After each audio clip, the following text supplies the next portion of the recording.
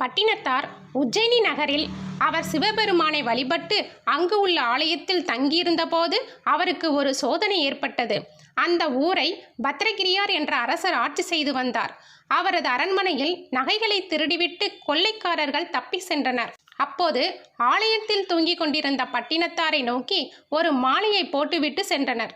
திருடனை துரத்தி வந்த அரண்மனை காவலர்கள் பட்டினத்தார் நகை மாலையுடன் நிற்பதைக் கண்டதும் அவர்தான் கொள்ளை கூட்ட தலைவர் என்று தவறாக நினைத்து அவரை கைது செய்து அரண்மனைக்கு அழைத்து சென்றனர். அரசர் பத்ரகிரியார் விசாரணை நடத்தாமலே இவனை தூக்கில் போடுங்க என்று உத்தரவிட்டார்.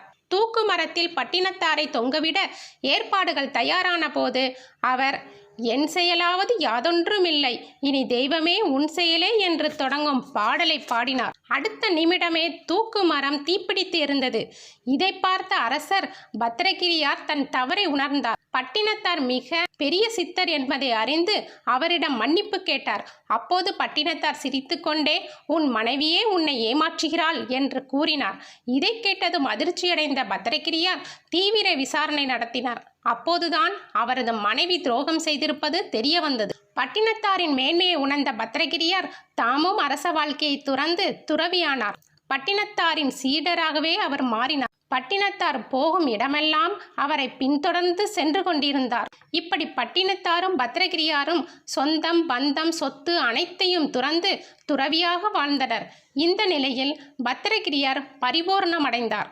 அவரை ஜீவசமாதி செய்துவிட்டு பட்டினத்தார் சிவபெருமானை நோக்கி வழிபட்டார். தனக்கு முக்தி கொடுக்க வேண்டுமென்று வேண்டினார். திருவொற்றியூர் கடற்கரையில் அடிக்கடி அவர் குழந்தைகளுடன் விளையாடுவார். தன்னை மணலுக்குள் புதைக்க செய்து சிறுவர்களை மகிழ்விப்பார். ஒரு நாள் அப்படி அவர் மணலுக்குள் புதைந்த போது வெகு நேரமாக அவர் எழுந்து வரவில்லை. அவரை மூடி வைத்த இடத்தில் குழந்தைகள் தேடிய போது அங்கு சிவலிங்கம் மட்டுமே இருந்தது. அதன் பிறகு பட்டினத்தார் முக்தி பெற்றதை அந்த பகுதி மக்கள் உணர்ந்தனர். அவர் மூடி மறைந்த இடத்திலே ஜீவசமாதி அமைக்கப்பட்டது.